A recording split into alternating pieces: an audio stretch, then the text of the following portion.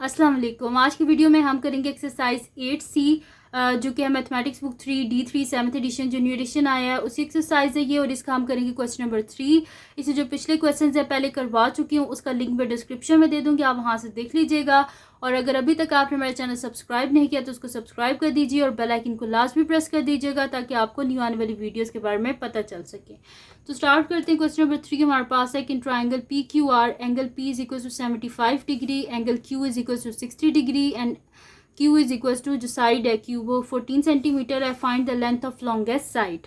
अब यहाँ पे सबसे पहले तो हम ट्राइंगल बना लेते हैं। हमारे पास जो है पी क्यू आर 60 डिग्री है, पहले तो यहाँ पे यूं जाएगा हमारे पास, ठीक है। फिर क्या है यहाँ पे 75, तो ऐसे हो जाएगा यूं कुछ हमारे पास ये ट्राइंगल बन जाएगा। ये हो जाएगा P, ये Q और यहाँ पे आ जाएगा R। तो ये हो गया 60 डिग्री हमारे पास। Q जो है वो 60 डिग्री है, P हमारे पास है 75 डिग्री और R जो है इसको हमने फाइंड आउट करना है। और उसके बाद उन्होंने क्या कहा है, लॉन्गेस्ट साइड हमने फाइंड आउट करनी है। तो पहले देखेंगे जो सबसे बड़ा हमारे पास एंगल होगा ना, जो उसकी ऑपोजिट साइड होगी वही लॉन्गेस्ट साइड होगी। तो पहले R को फाइंड आउट कर लेते हैं और फिर देख लेते हैं कि कौन सा बड़ा एंगल है, उसके हिसाब से लॉन्गेस्ट साइड भी हम देखेंगे। तो यहाँ पे लिख लेते हैं सोल्यूशन, और मैं लिख लेती हूँ कि इन तीनों एंगल का sum angle P plus angle Q plus angle R is equals to 180 degree. Reason लिख देते हैं कि एंगल सम ऑफ ट्राइंगल, ठीक है। तो एंगल P क्या है 75 degree plus 60 degree plus angle R is equals to 180 degree. इनको ऐड कर लेते हैं 75 प्लस 60, तो 75 प्लस 60, ठीक है। तो इनको कर लेते तो मेरे पास आ रहा है 135 डिग्री। तो 135 degree plus angle R is equals to 180 degree. तो एंगल R क्या हो जाएगा 180 डिग्री माइनस 135 डिग्री। तो एंगल R क्या आ जाएगा 10 में से 5 गए तो 5, 7 में से 3 गए तो 4, 45 डिग्री। तो एंगल R क्या आ गया हमारे पास 45 डिग्री। अब सबसे बड़ा एंगल कौन सा है 75, तो इसकी ऑपोजिट साइड यही सबसे लॉन्गेस्ट साइड है क्यू आर, और इसी को हमने फाइंड आउट करना है। तो यहाँ पे रीज़न पे लिख देते हैं कि the longest side is the side opposite the largest angle, ठीक है। साइड जो ऑपोजिट होगी लार्जेस्ट एंगल के वही सबसे जो है ना वो लॉन्गेस्ट साइड होगी, ठीक है। तो वो कौन सी है हमारे पास, so Q R is the longest side, so Q R is the longest side, ठीक है जी। तो क्यू आर क्या हमारे पास लॉन्गेस्ट साइड है। तो मैं नेक्स्ट शीट ले लेती हूँ और उस पर हम क्यू आर को फाइंड आउट कर लेंगे।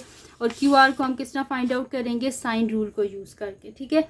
तो साइन रूल क्या होता है हमारे पास कि साइड और उसके जो ऑपोजिट एंगल होता है इसकी जो फ्रैक्शन है वो इक्वल होती है साइड और उसके ऑपोजिट जो एंगल होता है उसके। अब यहाँ पे जो एक और चीज़ है जो मैंने नहीं लिखी कि Q किसके इक्वल है, ये Q है ना, तो इसके ऑपोजिट यहाँ पे Q होगा। Q 14 सेंटीमीटर है, ठीक है। तो Q 14 सेंटीमीटर है हमारे पास। हमने क्या फाइंड आउट करना है यहाँ पे, ये क्यू आर हमारे पास पी आर है, हमने क्यू आर को फाइंड आउट करना है।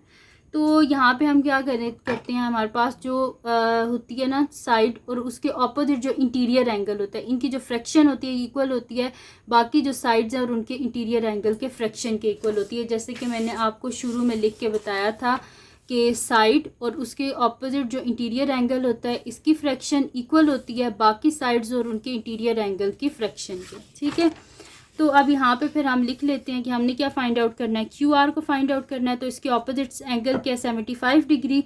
तो हम लिख देंगे Q R divided by sine 75 डिग्री। इन दोनों की फ्रैक्शन इक्वल होगी जो गिवन हमारे पास साइड है और उसके ऑपोजिट जो इंटीरियर एंगल है उसके।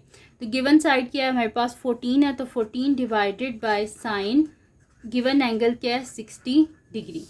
तो यहाँ पे क्या आ जाएगा Q R divided by sine 75 को हम फाइंड आउट कर लेते हैं। साइन 75 तो ये मेरे पास आ रहा है 0.9659, तो 0.9659 is equals to 14 divided by sine यहाँ पे आ जाएगा sin 60। तो इसका आंसर मेरे पास आ रहा है 0.8660। तो मैं यहाँ पे लिख लूँगी 0.8660। इसको जब मल्टीप्लाई कर देते हैं तो QR is equals to 14 into 0.9659 divided by मेरे पास आ जाएगा 0.8660। तो QR इज इक्वल्स टू इन दोनों को मल्टीप्लाई कर लेते हैं 14 इंटू 0.9659।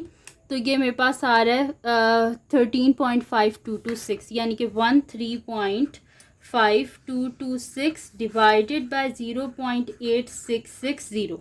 तो इसको डिवाइड कर लेते हैं हम 0.8660 से। तो इसका आंसर मेरे पास आ रहा है 15.61, लेकिन हमने 3 सिग्निफिकेंट फिगर्स तक लिखना है तो 15.6।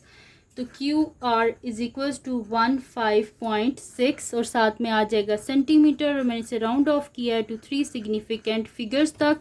तो लॉन्गेस्ट साइड हमने फाइंड आउट कर लिया है QR, जो कि हमारे पास आई है 15.6 सेंटीमीटर। तो ये थी जी आज की वीडियो, जिसमें मैंने आपको करवाया है एक्सरसाइज 8C, जो कि D3 की बुक है। उसी एक्सरसाइज मैंने आपको 8C का क्वेश्चन नंबर 3 करवाया है। तो अगर ये वीडियो आपके लिए हेल्पफुल है तो उसको लाइक कीजिएगा, चैनल को सब्सक्राइब कीजिएगा और बेल आइकन को लाजमी प्रेस कर दीजिएगा, ताकि आपको न्यू आने वाली वीडियोस के बारे में पता चल सके। और जो मेरा सेकंड चैनल है, जिसके बीच मेरी कुकिंग की, क्राफ्ट्स की, रिडल्स की, ट्रैवलिंग की वीडियोस हैं, उसका लिंक भी डिस्क्रिप्शन में, उसको भी सब्सक्राइब कर दीजिएगा। और जो मेरी बहन का चैनल है, उसका लिंक भी डिस्क्रिप्शन में, उसको भी सब्सक्राइब कर दीजिएगा। और अपनी दुआओं में लाजमी याद रखिएगा। अल्लाह हाफिज़।